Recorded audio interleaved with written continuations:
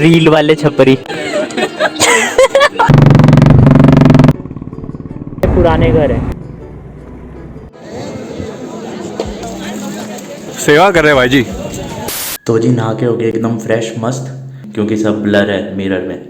So good morning दोस्तों, welcome back to channel. मैं आपका होस्ट एंड दोस्त सचिन राजपूत। चंडीगढ़ से होंडा एक्टिवा पे अकेला निकला हूँ। गंगोत्री कर लिया, केदारनाथ कर लिया, बद्रीनाथ जा रहा हूँ। तो ये होटल बहुत अच्छा है, 1000 रुपये में रूम मिला है। क्या मस्त रूम है, एकदम खुला डुला, गीजर के साथ है, क्योंकि यहाँ पे ना गीजर में रूम नहीं मिल रहा है। तो हम बड़े मजे से नहाए हैं गीजर में, खुला डुला बाथरूम है मस्त। और आपको अभी दिखाऊंगा होटल जोशीमठ में, क्या जबरदस्त है। तो बद्रीनाथ की साइड आओगे तो यहाँ रुकने का एक बहुत अच्छा ऑप्शन है।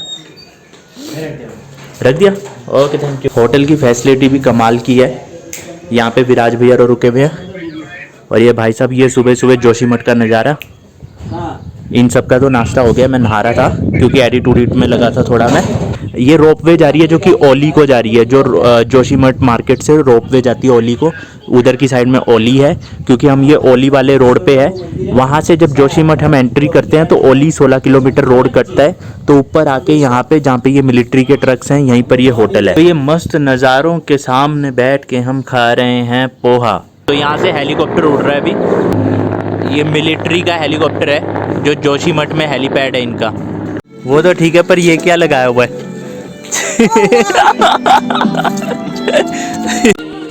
ये देखो, रील वाले छपरी।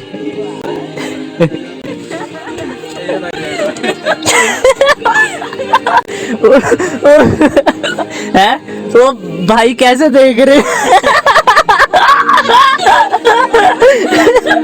कह रहे इसीलिए मैं शादी नहीं करवा रहा हूँ। ये नहीं चाहिए अपने। तो दोस्तों, अब हम निकल रहे हैं जोशीमठ से बद्रीनाथ के लिए। रूम हमने ले रखा है। और उत्तराखंड आके मेरी फट गई है स्किन फट गई है। तो ठंड बहुत ज़्यादा है, इसलिए अपने साथ कोल्ड क्रीम वगैरह सनस्क्रीन लेके आने क्योंकि सारी स्किन मेरी फट गई है। तो आपकी ना फटे स्किन, इसलिए। तो गुड मॉर्निंग दोस्तों, 11:15 हो गए हैं। 9:48 चल चुकी है। हम होटल से निकल चुके हैं। ऐसा था अपना कुछ नज़ारा ओली इन जोशीमठ। तो ये नीचे उतर के ये वाला कट आ जाता है। और यहाँ से सीधा निकल गए श्रीनगर, केदारनाथ, ऋषिकेश के लिए रूट। और हम यू टर्न ले रहे हैं अंदर जोशीमठ के लिए। तो ये जोशीमठ से ऊपर ओली के लिए जाता है रास्ता, वहाँ पे होटल है। छोटा सा जाम लग गया है यहाँ पे। छोटा नहीं है तो काफ़ी बड़ा जाम लग गया है। तो ये रीज़न है जी यहाँ पे जाम लगने का। इन्हें बोलो थोड़ा थोड़ा साइड कर दो ना, बाइक के तो निकल जाएगी। स्पेशल नेपाल से यहीं केदारनाथ वगैरह करने आए हो? क्या क्या किया अभी? नेपाल में कहाँ रहते हो? काठमांडू। फिर देहरादून में बाइक छोड़ के फिर रेंट बाइक करके लेके आए हो। बहुत बढ़िया यार। चलो हम भी आएंगे अभी नेपाल सितंबर अक्टूबर में। यार लगे ना एक्टिवा का।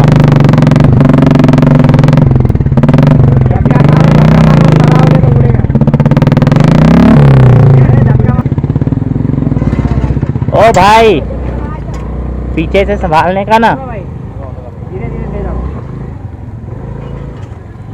आराम से लगे ना उसमें।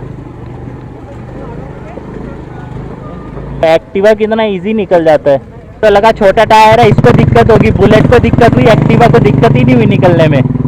ये है नरसिंह मंदिर। यहाँ पे होती है बद्रीनाथ जी की मूर्ति शीतकालीन ऋतु में। हाँ आगे लगा रहा हूँ। डलवाओ। जोशीमठ में अभी पीछे कुछ टाइम पहले हुआ था बहुत ज़्यादा कि ज़मीनें धंस रही थी। ये सारे उसी के पैच बने हुए हैं सारे। और वहाँ लिखा भी है कि ज़मीन धंस रही है।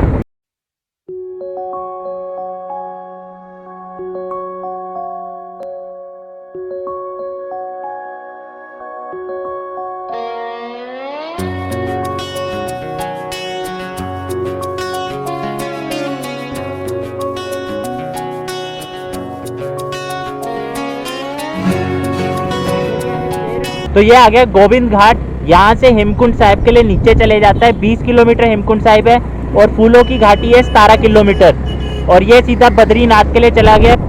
अच्छा ये है पांडुकेश्वर। यहाँ रेनकोट पहन रहे हैं, उनको खाने की पड़ी है रेनकोट, उनको खाना चाहिए। बार बार आई जा रही है हमारे पास। अरे वो पीला कलर देख के कुछ फ्रूट समझ रही है। जहाँ इतनी तेज तेज हवा चल रही है, बाबा लोग देखो मस्त जा रहे हैं बिना कपड़ों के। ये देखो, ये है पुराने घर। ये सारे पुराने घर हैं।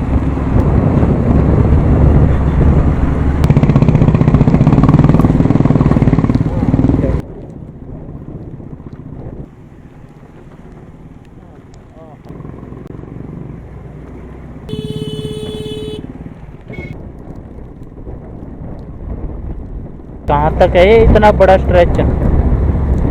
बजरी में चला रहे हैं तो सांप बना दी इसने तो।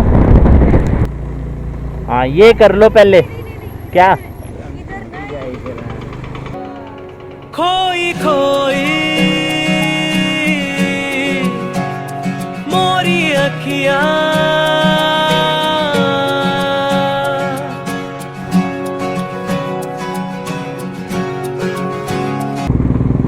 ओ माय गॉड, 4 लोग बुलेट में।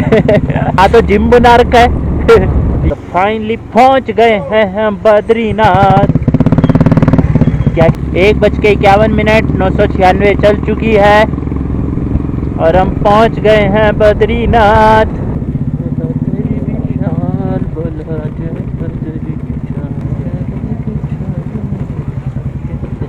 बद्री विशाल जी के कपाट आज ही खुले हैं।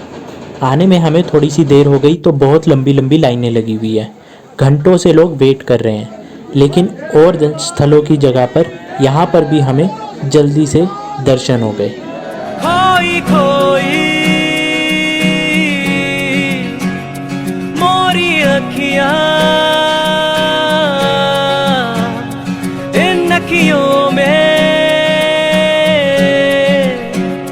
भीगे सपने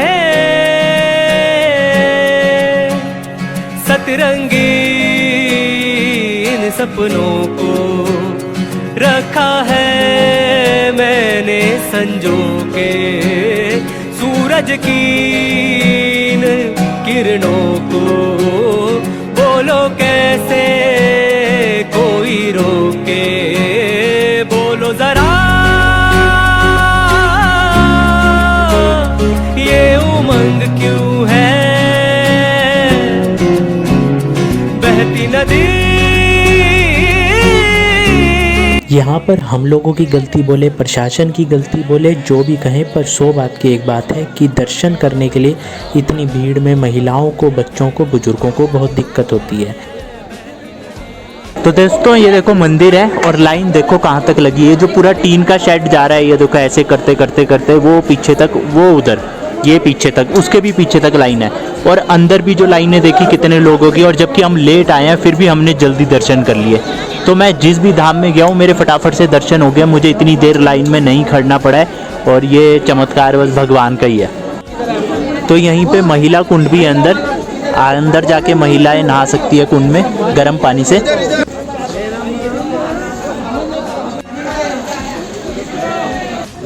भैया कितने का दिया? सेवा है, सेवा।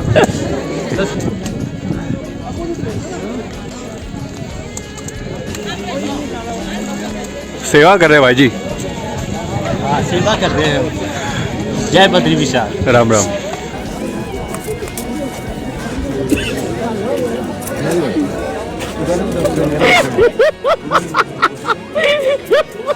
एक बार फिर से पूरा मौसम बिगड़ गया, बारिश की बूंदें पड़ रही है। और अब देखते हैं हमारा क्या प्लान होता है। यहाँ पे खीर का भंडारा चल रहा है बद्रीनाथ में, मस्त दही बड़ा, और बारिश भी हो गई है स्टार्ट। तो जी 5 बज गए हैं, बद्रीनाथ में ही बारिश रुकने का नाम नहीं ले रही है। और ये कोई धर्मशाला सी, हम इसके अंदर आके घुस गए हैं। ऐसी बंद पड़ी है पूरी धर्मशाला, खंडर हो रखी है। वहाँ पे शटर है, हम अंदर घुस गए, शटर लगा दिया है, बाहर बारिश हो रही है। अब देखते हैं कितनी देर में होटल में निकलते हैं, जाके आराम से रेस्ट करते, बट बारिश ने काम ख़राब कर दिया। यहाँ तो बारिश हो रही है, लेकिन वो सामने जो पहाड़ है वहाँ पे हल्का लाइट सा स्नोफॉल हो रहा है, जैसे हमें गंगोत्री में मिला था स्नोफॉल, बिल्कुल रूई जैसा स्नोफॉल। वो पूरा वाइट वाइट ये जो हो रखा है, लाइट सा स्नोफॉल चल रहा है वहाँ पे। बारिश से बचने के लिए हम ये भवन में खड़े हैं और इस भवन के पीछे यहाँ पर 4-5 बोतलें पड़ी हुई है, जबकि ये भवन बिल्कुल ही मंदिर के सामने जो एक छोटी सी पार्किंग बनी हुई है होटल्स की, वहीं पर है। तो इतनी ही नज़दीक पर इस भवन के पीछे यहाँ पर ये दारू की बोतलें बहुत कुछ बयान कर रही है। तो कहीं ना कहीं पे हम लोग कहीं धार्मिक स्थलों को गंदा कर रहे हैं। तो जी 6 बज गए, बारिश रुकने का नाम नहीं ले रही है और हम यहाँ शटर के अंदर घुसे हुए थे। ये जो आश्रम सा था और इसके पीछे का सीन दिखा रहा था मैं। यहाँ पे मंदिर है और इसके बिल्कुल ही बैक साइड में वहाँ पे बोतलें पड़ी हुई है दारू की। तो ये हाल हो रखे हैं जी। तो दोस्तों एक बार फिर से हम आ गए हैं अपनी एक्टिवा के साथ में। भारत का ये पहले अंतिम गांव लिखा था माना, अब इन्होंने कर दिया है फर्स्ट इंडियन विलेज, भारत का प्रथम गांव माना।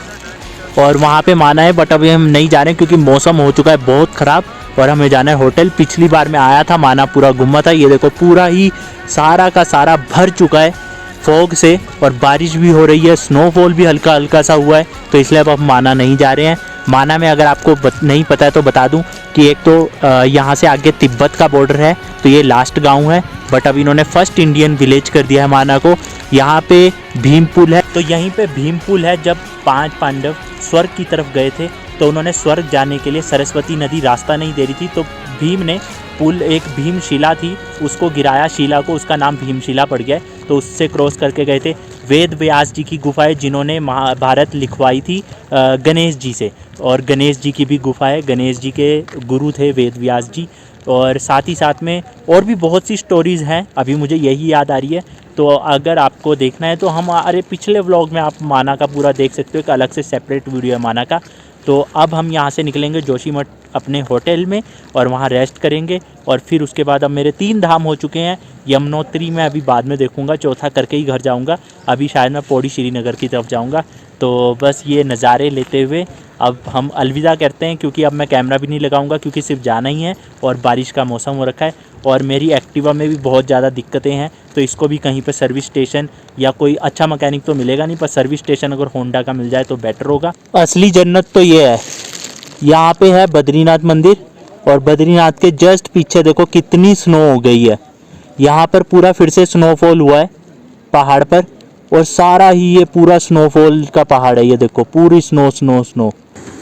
और समय हो गया 9:30, 1052 चल गई है। जोशीमठ से हमने पेट्रोल फुल करवा लिया था, एंड फिर अगेन आ गए हम अपने होटल की तरफ। तो दोस्तों होटल में हम पहुंच गए हैं। बाकी थोड़ी सी दिक्कत जरूर आ रही थी क्योंकि बारिश भी हो गई थी, स्लिपरी रास्ता हो गया था सारा, मुझे डाउट था कि पहुंच पाएंगे कि नहीं पहुंच पाएंगे अच्छे से, बट कुदरत बोलो, करिश्मा बोलो भगवान का कि हम आराम से पहुंच गए। और जो रास्ता मुझे इतना लंबा लग रहा था, कच्चा रास्ता, वहाँ जाते समय आते समय पता ही नहीं चला रास्ते का, कच्चे मिले लेकिन समझ ही नहीं आया, पता ही नहीं चला, अंधेरे में नहीं पता चला या भगवान ने सीधा हमको साफ साफ भेज दिया, पता नहीं, जो भी था पर बहुत अच्छा था। तीनों धाम के दर्शन बहुत अच्छे से हुए, कहीं पर भी इतनी लंबी लाइनें लगी थी पर मुझे खड़ना नहीं पड़ा। सिर्फ आज बद्रीनाथ में मैं आधा पौना घंटा लाइन में खड़ा था, अदरवाइज गंगोत्री में और केदारनाथ में मुझे हार्डली, केदारनाथ में 15-20 मिनट और गंगोत्री में तो मैं लाइन में लगा ही नहीं था, पीछे से एंट्री करके सीधा दर्शन हो गए थे मेरे। सिर्फ आज ही आधा पौना घंटा खड़ना पड़ा, और जहाँ पे लोगों को 4-4, 5-5 घंटे लग रहे हैं लाइन में लगने के।